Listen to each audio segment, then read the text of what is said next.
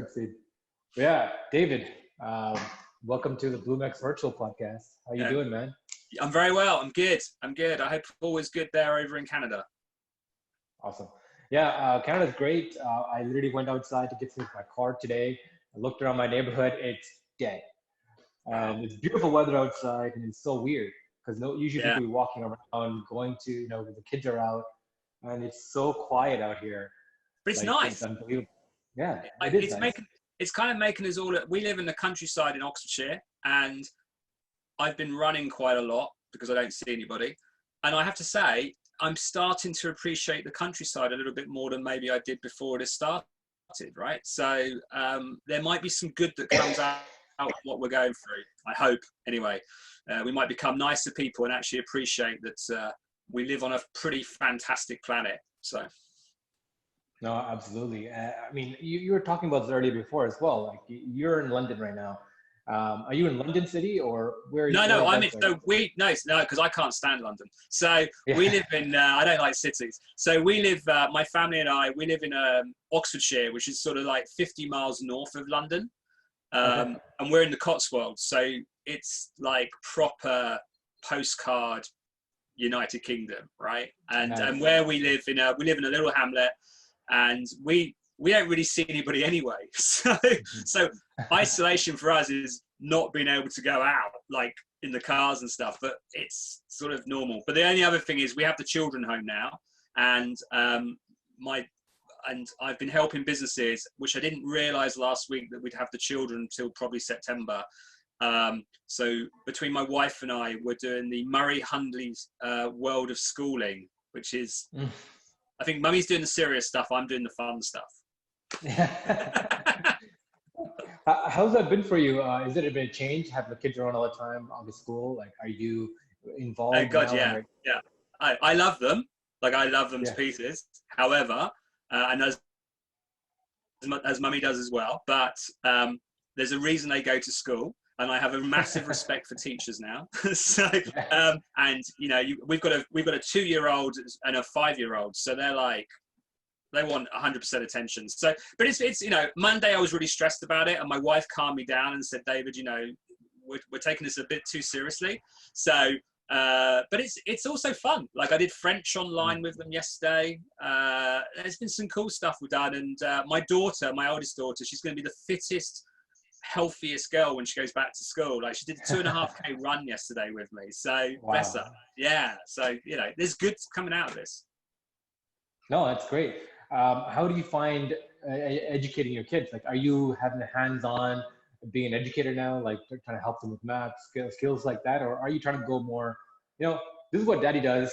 This is what entrepreneurs do. I try to give them an alternative education. Yeah. Yeah, so we did maths this morning, and I wasn't a big school person, so I'm probably not the best person to be educating my daughters. However, they're doing other things. So we're doing boxing because we've got a boxing thing out in the garden. We're doing sports. We're going to do a racing simulator because my oldest wants to go-kart. So, give us 6 months. We've got 23 weeks, right, I reckon, of this. Yeah. So she's going to be the best go-karter. My youngest will fully adopt talking properly and things like that. So it's an adventure, right? And so I said to you earlier, there's people who are dealing with a lot worse. Yeah. So, we're going to be okay. Yeah, definitely. So your kids are like 2 and 5, so they require a lot of attention. How's that is it taking time away from your work? I know last time we talked, you've been on the phone constantly with entrepreneurs around the world, trying to just talk to them, give them advice. Yeah. How's that going?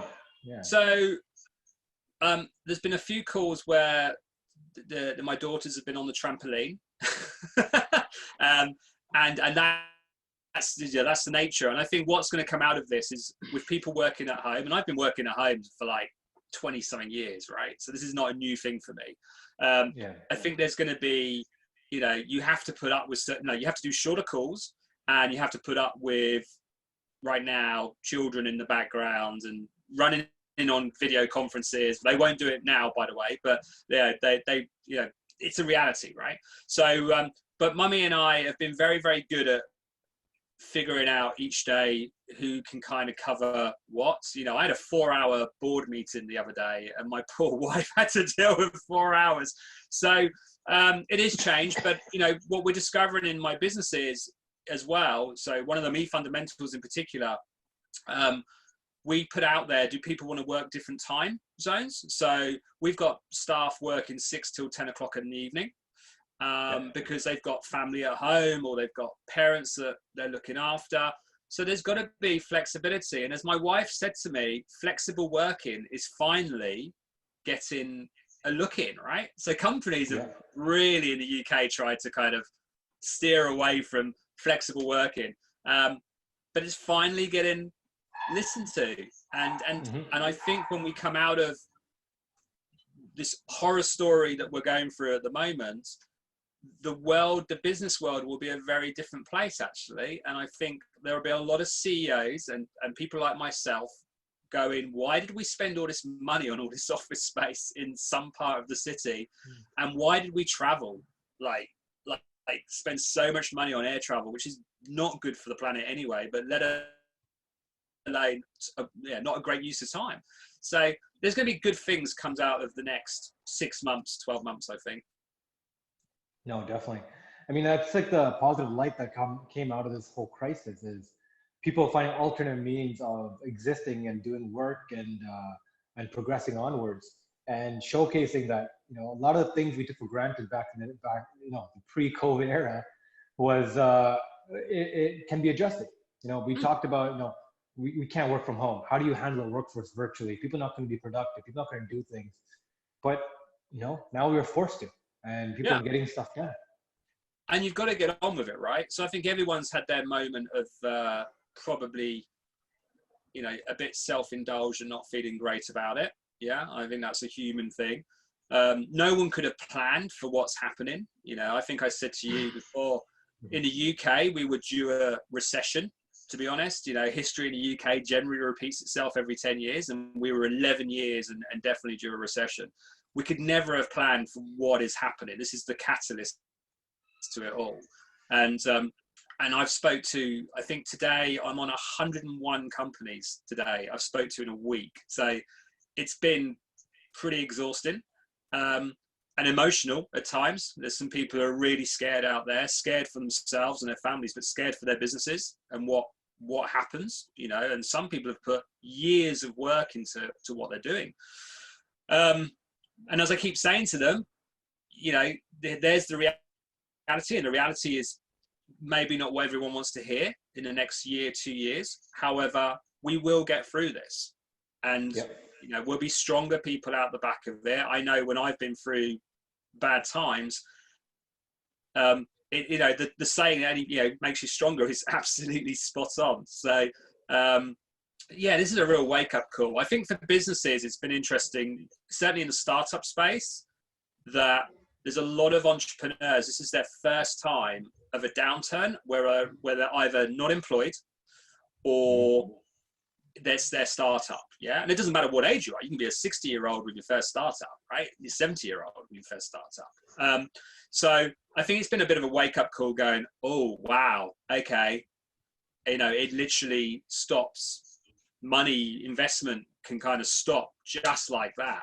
And I've been saying for 2 years, probably annoying a lot of people, that you need to plan for the money tap to start, you know, turn off. And there's been too many business plans out there that I've seen, and I see a lot. That, you know, oh, we're going to raise money now, and then we're going to raise money in 6 months, and we're going to raise money in 12. And I'm like, how the hell do you know, right? So it's kind of, so it goes back to basics. As I keep saying to people, the startup book that everyone loves to read is out the window. And it's, you know, it's a survival thing for a lot of businesses out there now. And it's not just startups, right? I mean, I'm hearing even today, UK PLCs, very large businesses that are scrambling for cash, not paying dividends, making staff redundant, and they're all ready for a roller coaster ride to start. Yeah, no, absolutely. I mean, this ties back into the sentiment of our times, right? Like people being confused and trying to react to a situation that's pretty novel in our generation. So I want to kind of diagnose this, right? You've been on a call. You said you've been on a call for about 101 companies this week, trying to talk to them. What was the motivation behind that? What were we trying to achieve? So my kind of story goes way back. So way back when I was 18, I had the unfortunate thing of losing a parent and my other parent kind of disappearing for a bit. And I was, I'd always been quite a sheltered young man. And I had a choice between working or sleeping in bus shelters in the UK, right? The odd time, not a lot, but the odd time. And trust me, if you in December in the UK, if you've ever slept in a bus shelter, it's not the nicest thing, right? And people have to deal with this all the time. So it kind of strengthened me up a bit. And it also, people were really kind to me. Like I had some people who were just amazing to me, gave me beds and stuff like that. They did, and you never discussed it. It was just like this thing that I was doing, but no one kind of embarrassed me about it. So I knew then that I'd always do the right thing. And I was then fortunate enough at 21 to be living in New York, and then 24 in San Francisco, 25 in Monaco, and just I've had a lot of luck on my side, a lot of great opportunities, and I've had great people around me, and you don't lose that. Even the toughest stuff in business, you still have some pretty core foundations and morals. And so about 2 weeks ago, I was in my local town where I was born, which is called Banbury. It's quite a small market town. And I went to a coffee shop. I went to get my hair cut in my friend's new salon, which is now shut. Grab a coffee, and it was a private coffee house. And the gentleman kept thanking me for supporting him, buying coffee and cake and stuff. And you could see in his eyes that it was the end of his business. He was going to have to close the doors, and it was the end. And I ended up having a very brief conversation with him about where his cash flow was and things like that. And I just decided, do you know what? There's going to be loads of businesses out there that were like me in the dot-com bubble when it burst. And I was scared and didn't really know what to do.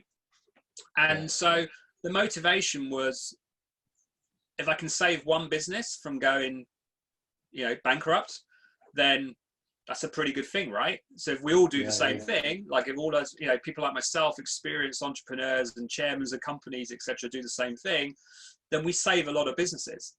And so I put it out there on LinkedIn originally, and I put a calendar thing up, and it was just literally bombarded.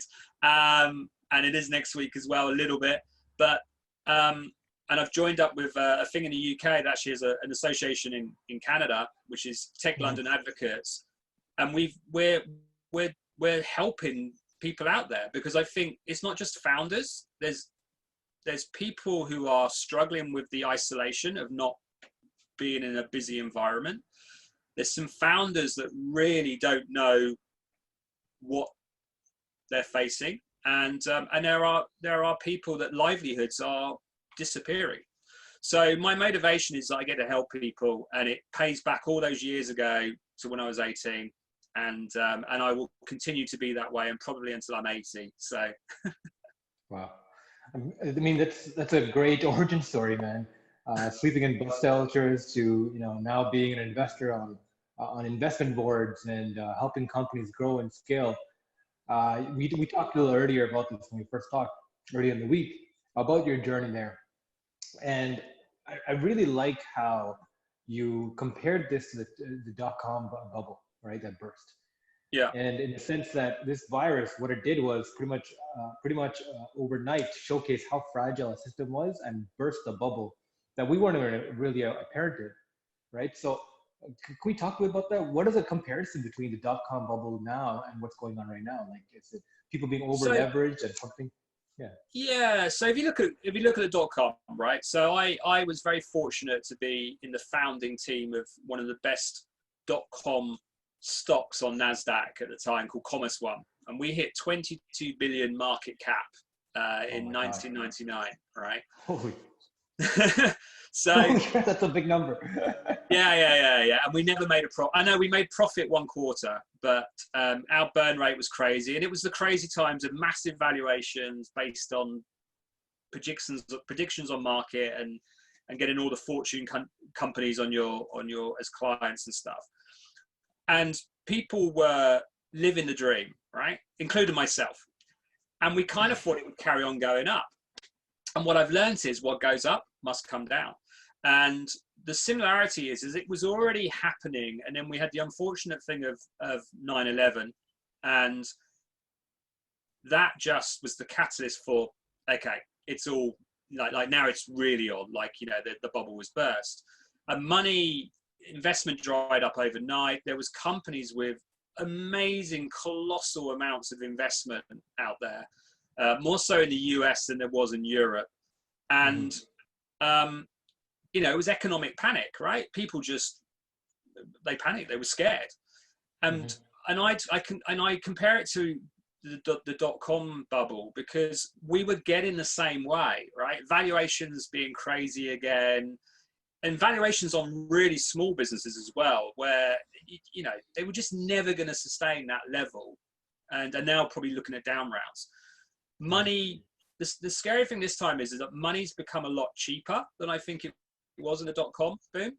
So people have really, like, founders have taken loans out, and, you know, way back at the start of their journey, because it's cheap debt here in the UK. I mean, it's really cheap debt.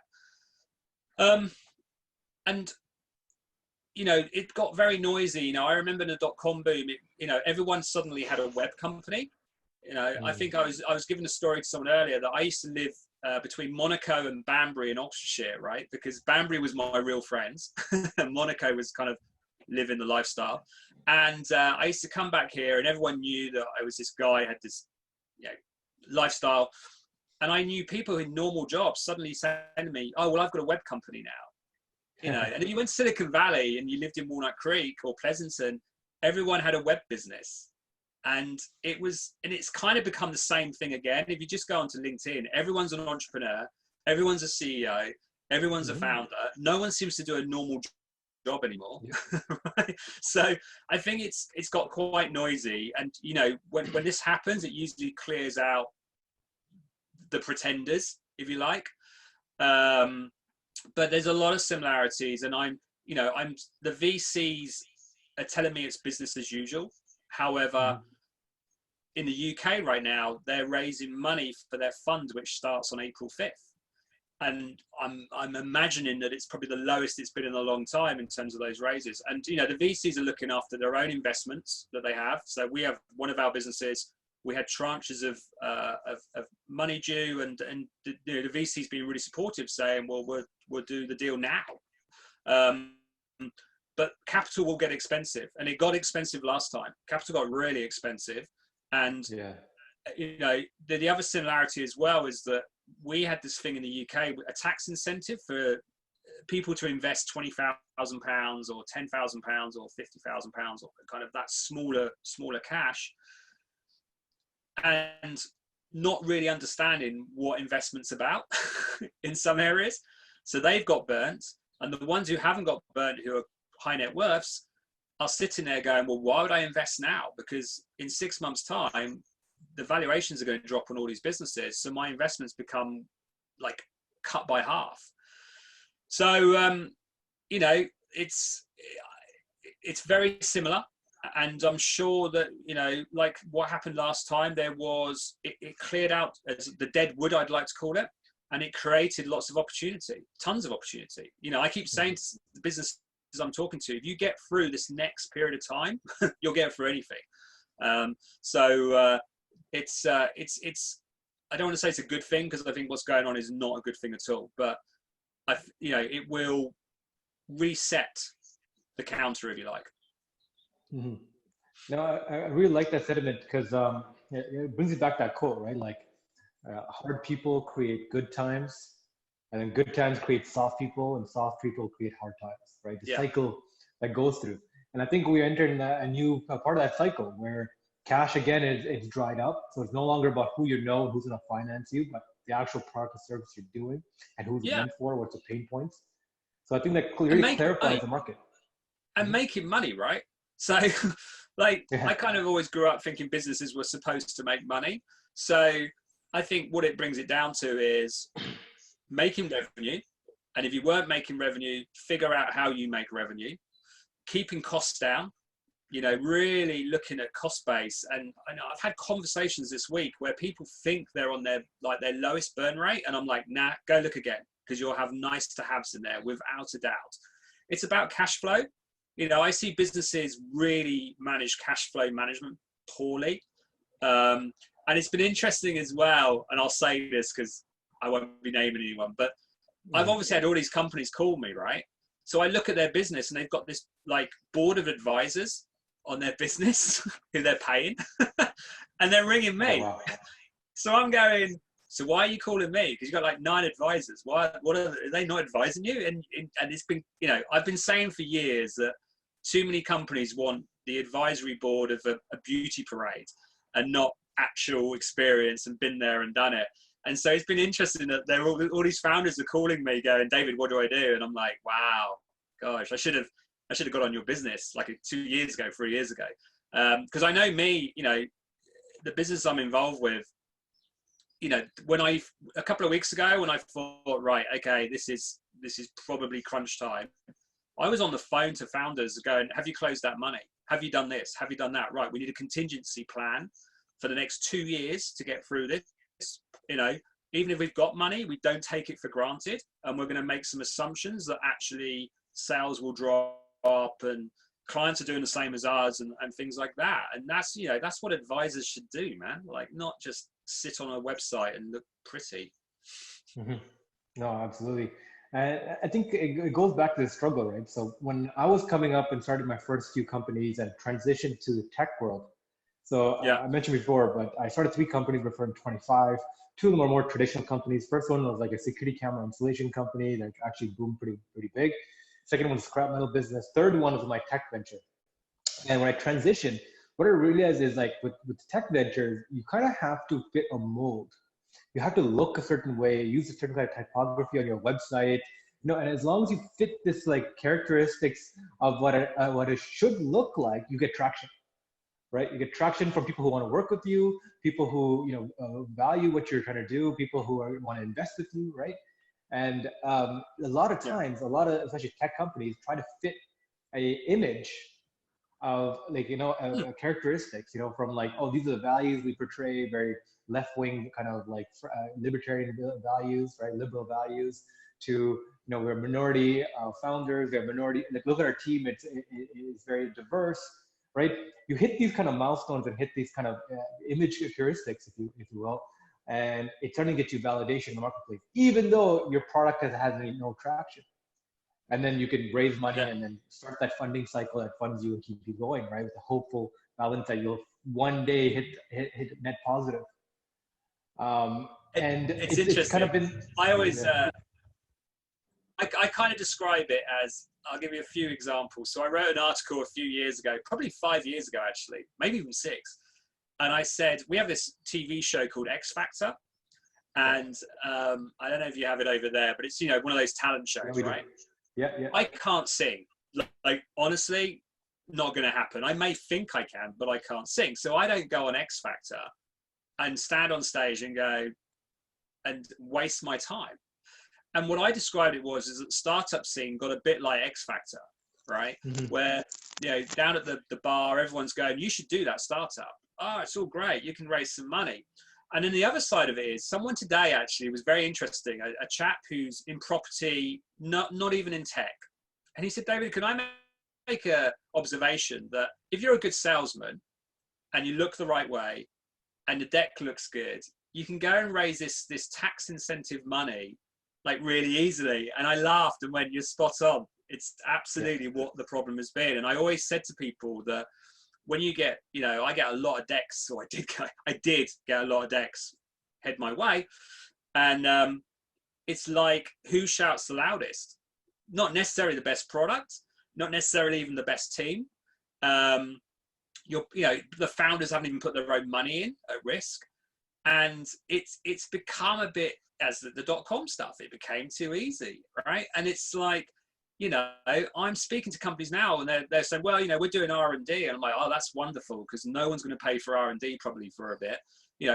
Get your product to market. And that happened in dot-com. There was a business that I effectively paid $1 for after I went bankrupt. So when Commerce Swan, I finished with Commerce Swan, and that went chapter 11. I went bust. So I was kind of starting again. And there was a company called Utility One.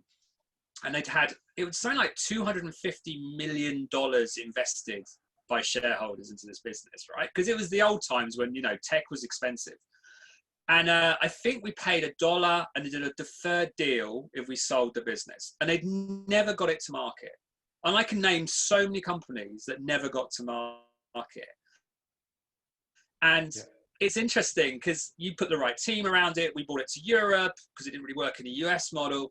And it's pretty much the same now. There'll be companies that have probably spent so much money on tech, and not ever gone to market. And you think, you sit with them, you say, just release something, like get something out there. Because you probably think but you don't actually know, right? The people will tell you how good your product is and whether you can sell it. And it's like this, what I've seen in the UK, it's been really bad, is people really good at raising money, good at coming up with crazy ideas, and they think they're the only person on the planet that's come up with that idea, but can't actually sell anything. Like they can sell their business to raise money, but you go, well, go sell something. And they hit this, certainly in the UK, they hit this brick wall. And so I'm expecting to see a lot of businesses that have had a lot of money invested and literally not really got anywhere. And right now, the investment in the next year, 2 years will be about people around the business that have actually been there and done it and can get the business through those years and making cash and keeping, actually back to the old basics of business, right? And then like you said yourself, you've got traditional businesses in the past. I think traditional business is great because you know what? They're not Facebook, but there's only one Facebook and there's only one LinkedIn, but they're real businesses that make real money and supply jobs and they don't have hype and they don't have ego. They're just real bread and butter businesses. And, we come out of this, we may realize that, global supply chains is maybe not the best idea, and traditional businesses get a look in again. Just a touch point on that, right? So not just businesses raising capital, so pitch competitions, right? This is something I realized from pitch competitions very early on. There was like a series of professional pitchers who would go and pitch at competitions, ideas that they had no intention of running, but they'll have a semblance of like an amazing deck, a website, like a look so polished, but there's no substance behind them. And they would win, get all this money and disappear, right? Yeah. Or worse, continue to build this spiral effect, right? Yeah. And I was fortunate to work within a university incubator environment, right? So University of Toronto has about 10 incubators. They're collected with like other universities have a bunch of incubators, like Rice University here will have 3, now that they have 5, York has 3, York University, right? And then there's global ones. And there'll be people who will come into us, innovation center, and be like, hey, this is what I'm doing. But then they'll go get an intern or a partner at like another university so they can apply and become another incubator there. And then they're getting research from multiple incubators coming in, be able to apply for the pitch competitions there through them, get resources there. And then the incubators can't do anything because as long as they have momentum, they're like, oh, they're feeding the brand. Yeah, absolutely. Right? And even though they know they're parasitic, they're like, this is just the cost of doing business.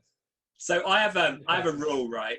If I get a deck and the first thing it talks about is how many accelerators they've been in or incubators and how many awards they've won, I generally go, oh, here we go. Yeah. Like, I'm literally like, okay, that one's to the side.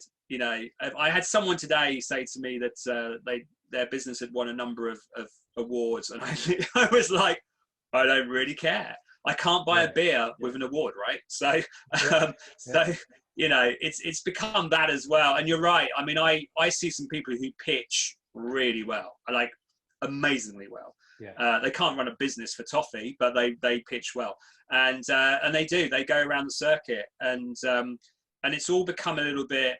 I don't want to say Dragon's Den, but it's I stopped sitting on panels probably about 3 years ago with these events because I got fed up with the companies that were too polished And then we got one guy who was really shy, but had an amazing idea and actually had an amazing business, but couldn't pitch to save his life, right? Or she couldn't pitch to save her life.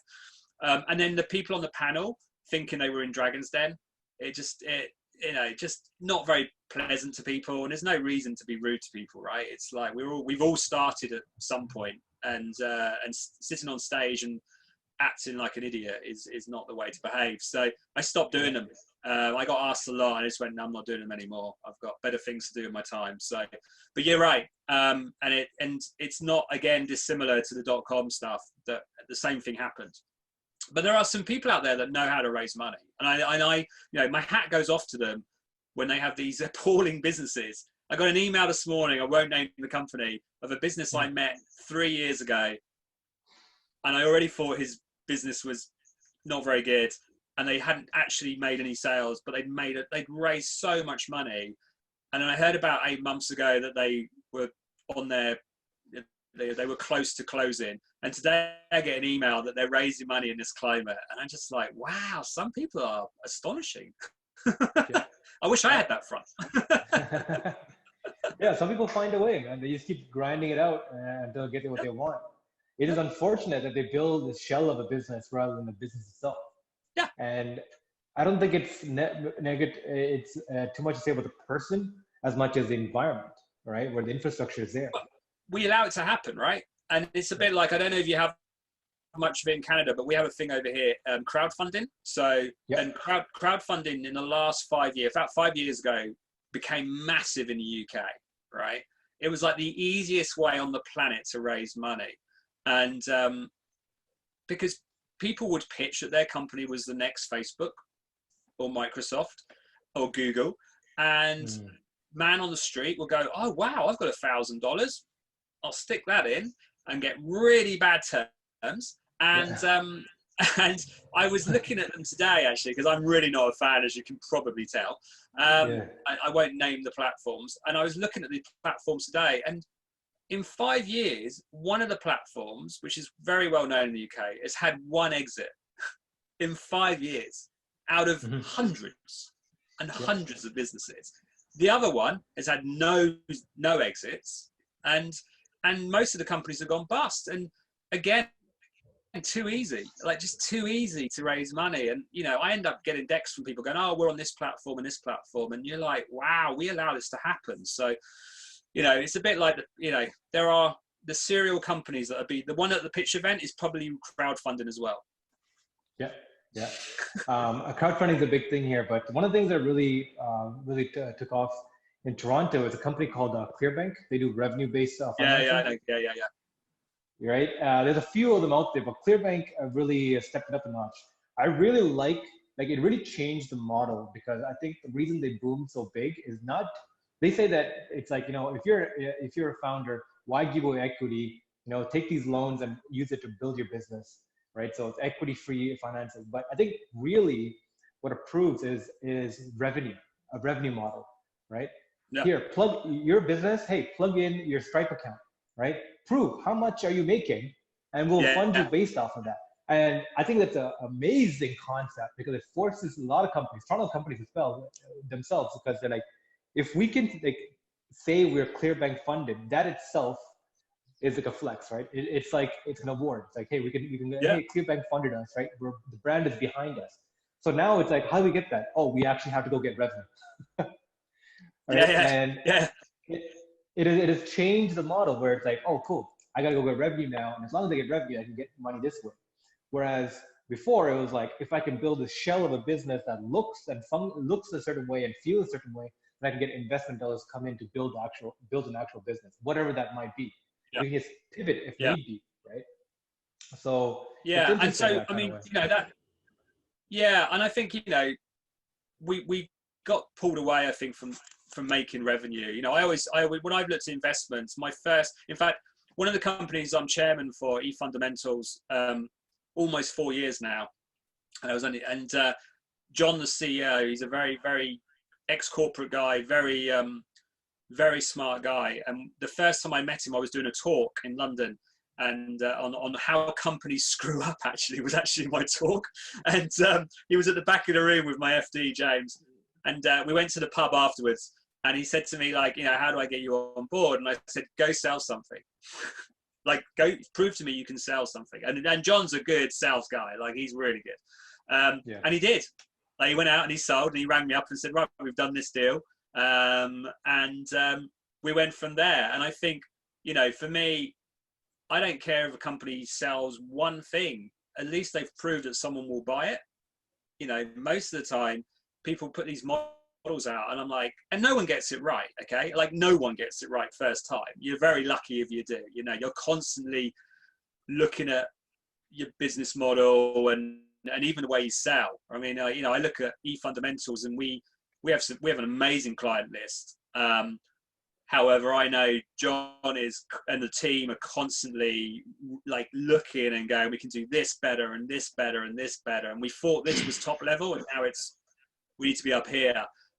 You know, and we look at SaaS models and stuff. And, you know, we're constantly trying to improve. In fact, what's been interesting about what's going on in the world right now is the really good companies are going, this is a great opportunity once we settle our workforce down to take stock of where we are.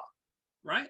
Because it's kind of a little bit less pressure in some areas, and they're saving money on travel and office space so they can spend more on marketing. So, you know, a lot of the businesses I'm working with are looking at their business model. They're looking at their sale, the way they sell, like just going, how do we sell? How do we sell better? When we come out of this, how do we market better and look better?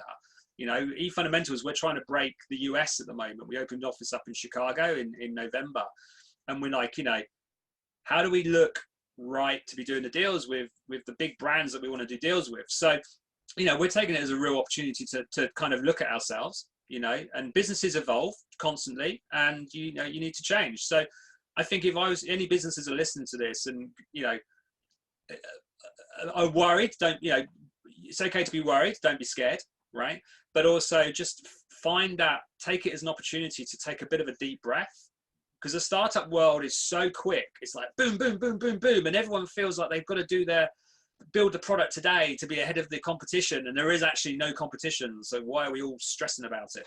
And, you know, it's going to wait, right? I mean, I spoke to a gaming company the other day that had a choice of the following, and he won't mind me saying this: revenue or building some product for the next 2 years. And they've already got a product. So I'm going, well, you're trying to raise money. You're not going to raise money. So get that revenue in. And it's a big number. The other stuff can wait. And sometimes, as I learned with Commerce Swan, the stuff we did at Commerce Swan that hit 22 billion, by the way, we weren't the first to market. The first to market was a company called Intelisys, which was owned by Chase Manhattan, and happened to be in New York, who I worked for when I was 21 years old, right? And we had everything that Commerce Swan had, like 2 or 3 years earlier, but too early. We were early adopters. We were way too early for market. And the week that effectively the quarter that we IPO'd Commerce Swan, Intelisys went chapter 11. So it is all about timing, and there's a lot of luck. You know, I was talking to a CEO yesterday on a business where we had some challenges last year. And he said to me, I don't know if it's dumb luck, but like, we got lucky that we actually had all those issues last year, because it kind of delayed all the other stuff we did, which is now good. And it means we haven't burnt through all that cash and stuff like that. So, you know, people think it's like intelligence. There's a little bit of intelligence, but a lot of the stuff we all do is luck, right? And timing. Absolutely. I talk to a lot of founders, and I feel, because of the chaos of the environment, right? Timing, luck, and about like the idea that you're in the right place at the right time. There's a very spiritual element almost when it comes to founding a company, right? Like you're taking an idea that exists in your head and you're putting it out in the marketplace, making it real, right? You're birthing something new into the world, into the universe. And there's a very spiritual element to that. And a lot of people who kind of look at it as a semblance of, I love this idea, I owe it to this idea to build, to push it as much as I can go. They're a lot more freer in a sense where they're not looking to all the noise. They're just looking at, you know, how can I build this baby to come, right? I completely agree. Completely agree with that. Because I think there's too many people who look at numbers and they think they have to do an IPO of $1 billion or whatever. and all they care about is the cash. And if you're doing a business because of that element first, you shouldn't be doing the business, right? So I often say to people, like, everyone's like, yeah, how did you end up at Commerce Swan? And it was being in the right place at the right time, luck, experience. But I never did it. I can tell this story. This is a true story. Okay. So when I joined Commerce Swan, I was given all these things called stock options, right? And back in the late 90s, no one really knew what stock options was. And at a 24-year-old, I was like, what are stock options? Like, I'm getting for me, a big salary. So I'm kind of happy, and I'm working with this amazing technology and this amazing company. I'm a happy guy. And the day we IPO'd in July '99, and the day before we IPO'd, I was stuck in a traffic jam in the UK. And I got a phone call from our lawyer in Walnut Creek, and he said, David, have you signed that paperwork we gave you in January? And I was like, you mean the big, thick file of paperwork? Yeah. Have you signed it? And I was like, no, still in the back of my car. And it had been there for 6 months. And he goes, well, we IPO tomorrow. You need to sign it. And luckily I did, and faxed it. I haven't faxed it. I mean, imagine faxing these days. But my point is, I never did it because of that. Like the making all the money out of stock options and the IPO. I did it because I loved doing it, and I felt like we were changing the world. And the New York stuff, when it didn't feel like we were changing the world anymore, I came back to the UK. But everything I've done business-wise, I've done it because I really want to do it. It's either the people involved, because it's really important, because you might spend 10 years working with them, and if they're lunatics, they're going to drive you nuts.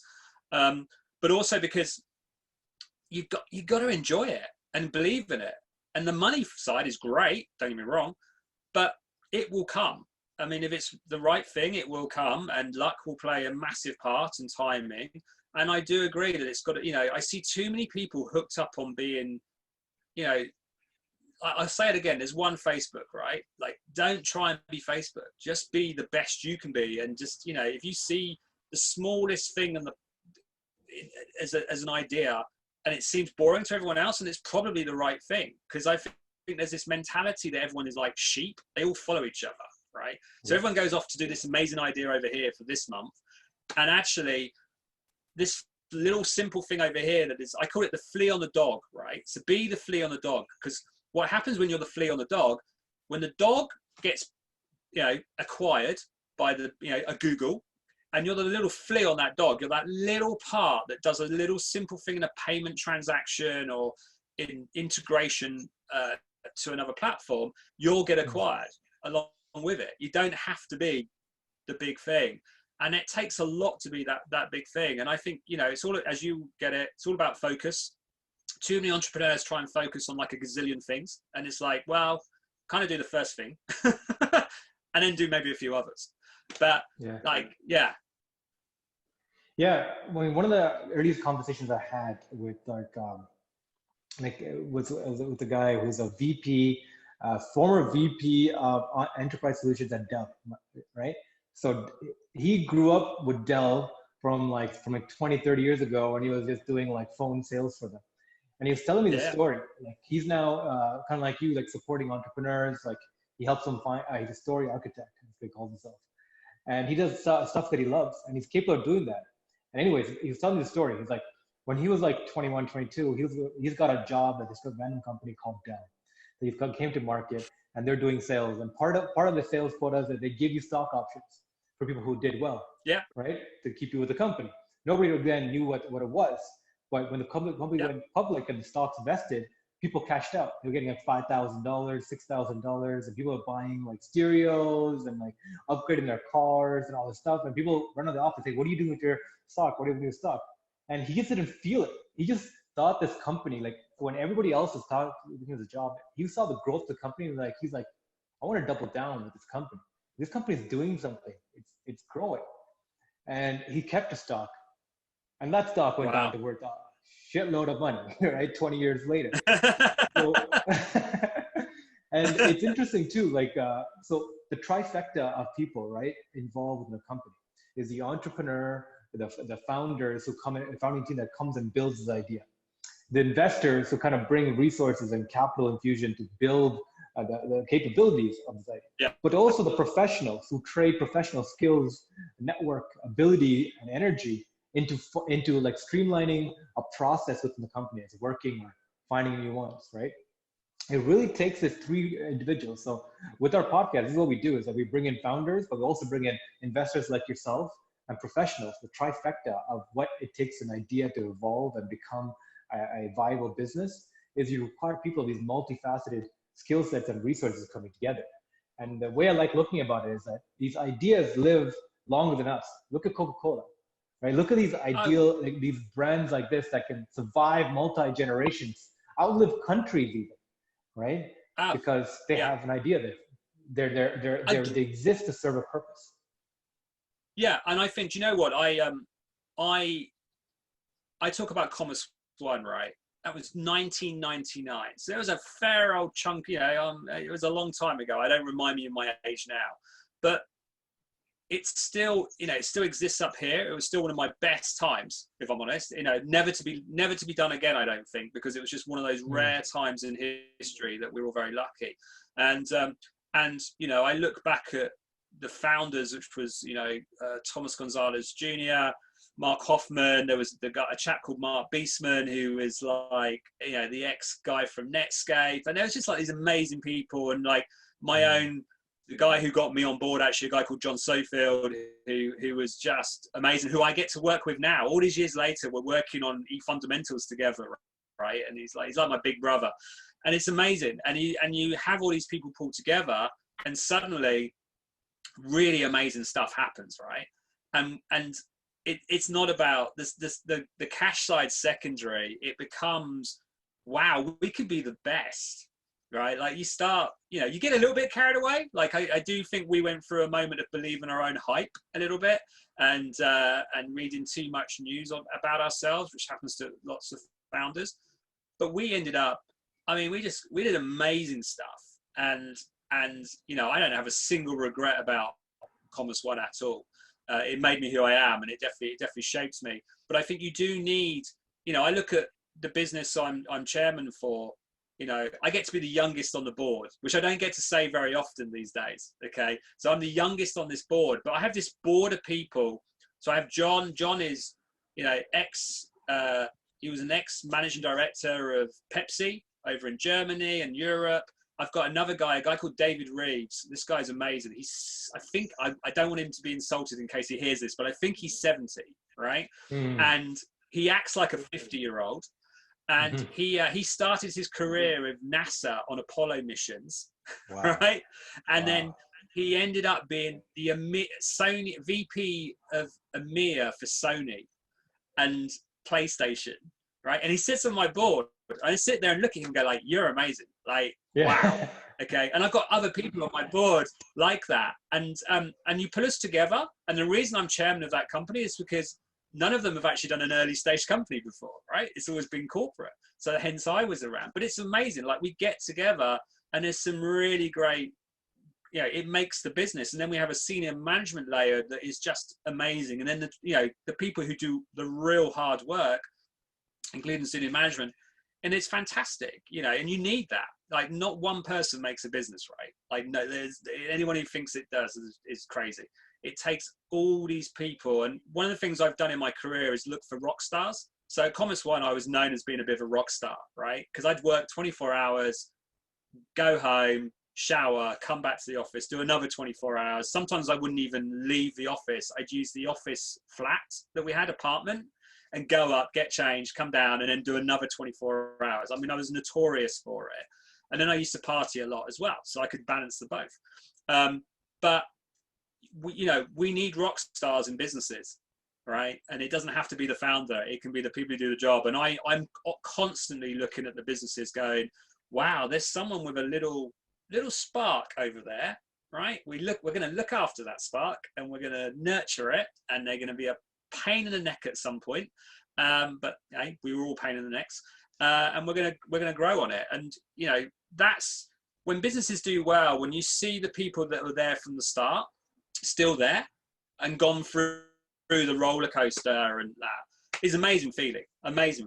Yeah. And I look forward to it because I kind of know I watch some people and I'm like, wow, you're going to have this like 5-year journey, 10-year journey.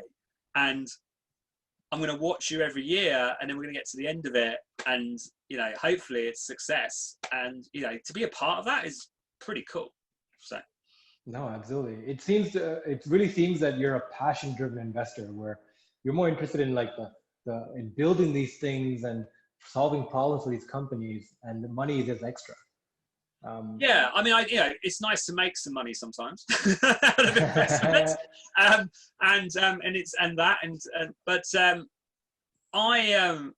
was so fortunate to have in my 20s what happened in my life, right? Even with going bankrupt, and I was just lucky.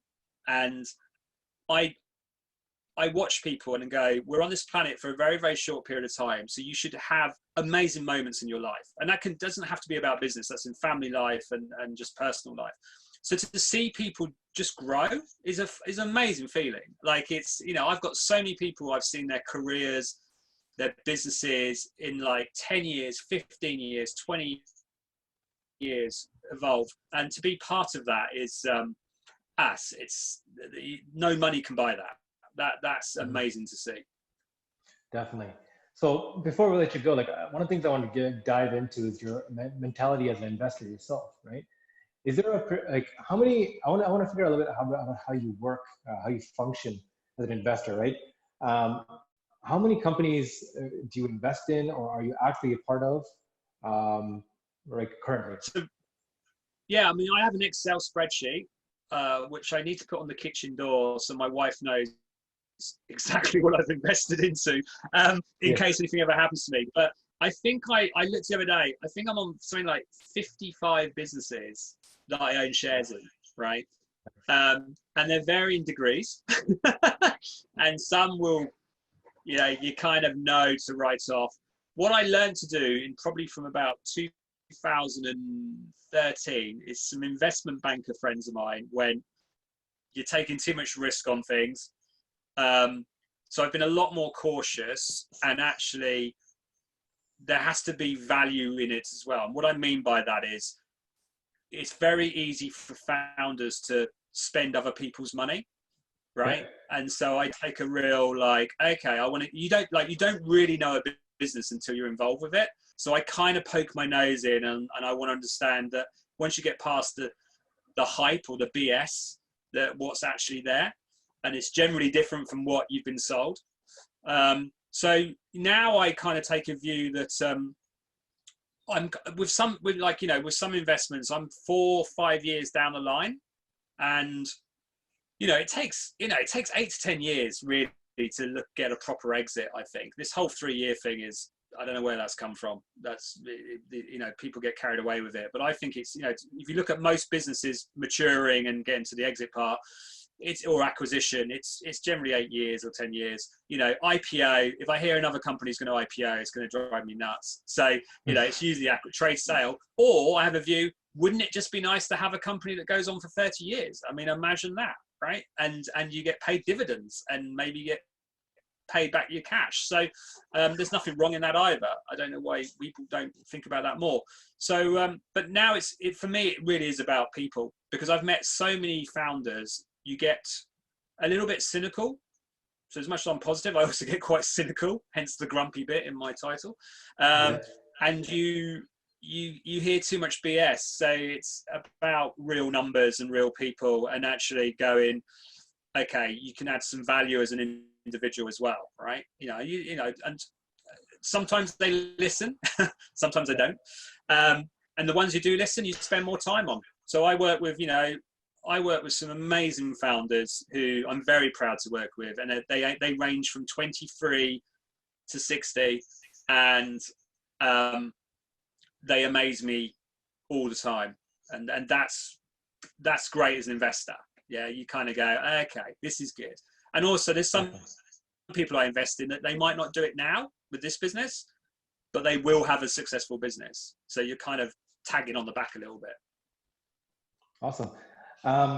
Do you have like a formula, like a certain check size you write out to, a certain type of company, like certain size you go for? Yeah, so mostly, So I've started going more the kind of early revenue stage on businesses, because the pre-revenue, like the the non-revenue businesses, there's just too many of them and just such high risk. And the guys who are actually doing a little bit of revenue, that would definitely pique my interest. If there was 10 decks on the desk and there's ones that are doing revenue, they're definitely more interesting. There's ticket size varies, but it's kind of like, I do it with the face, like they tell me I'm going to get a return in 3 years. I generally ignore it. I use the 8-year, 10-year thing.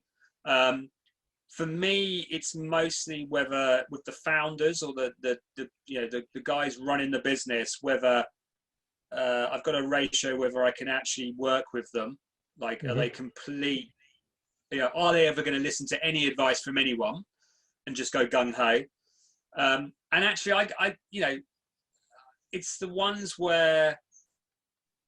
that shock me as well. I had one a guy called Elliot. I think he's 23. He might be 24 now, but he started a business at university in his gap year. Like most people go to Australia, he just did a business, and I sat with him. I think when I first sat with him, he was doing $1.5 million turnover in his first year. Wow. From an Access database. Remember Microsoft Access? He was using that, and he was doing student billing. And I think last year he did 3.5 million turnover. And you just see, like, you meet that individual and you're like, wow, okay, there's something there. And he's like so determined and bootstrapped that, you kind of, it's a no-brainer. It's like, right, it's worth putting the time and money into, etc. So they're the ones that I like. Yeah. No, definitely. Do you have a pipeline on how to find these? No, they find me. I never have to look.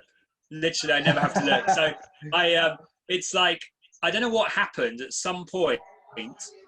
I never advertised the fact that I invested, other than I've invested in stuff. At one point last year, I was getting like 50 decks a week, and it's just like sent to me. I've never had to look for it. So. Oh, nice. Yeah, that's a great spot to be. So you characterize yourself as what, an angel investor, or are you become more institutionalized? No, I don't, because I don't really like the term angel investor because it's too sweeping. I'm just, do you know what? I'm just a techie guy who happened to do well, happened to mess up, do well again, and all this stuff I do is deja vu, right? So all these businesses I work with, I've seen it all before. I've made the mistakes, etc. So I just, that's why I use the grumpy entrepreneur really as my branding, because I was kind of like, I'm quite cynical. I am very grumpy. My wife actually named me the grumpy entrepreneur, so that tells you something. And and I kind of, you just then. I've done. This is like history just repeats itself and repeats itself. So. I don't call myself an angel investor. I just, I'm a guy who gets stuff done. Yeah. And as I said to you the other day, there's a lot going on in the world at the moment. And that's actually when I'm at my best. When people have problems, I am that troubleshooter. And I used to be all the businesses I worked for, I was always the troubleshooter who would just figure it out and get it done. And I'm doing the same now with businesses. Yeah. And it's kind of what I always wanted to do. Like, I love fixing stuff. So, if I fix it with investment, if I fix it with my experience or friends or network or whatever ideas, then that's, it's a brilliant thing. That's great. That's great. David, thank you so much for your time here. We're wrapping up for now. You're welcome. I'm going to ask for 5 minutes. I'm going to take you off recording. But for everyone who's listening right now, this has been a great wealth of knowledge. Definitely reach out to the Grumpy Entrepreneur. You're on LinkedIn. Where can people find you for more information? I'm on LinkedIn, I'm on Instagram, I'm on Twitter. I'm pretty easy to find. And I will always answer an email. It might be one line, but it will be answered. Great. Awesome. So definitely reach out to the Grumpy Entrepreneur. Apparently he takes on a lot of pitch decks and is willing to take some calls. So hopefully some people get some value out of this. And thank you again, David.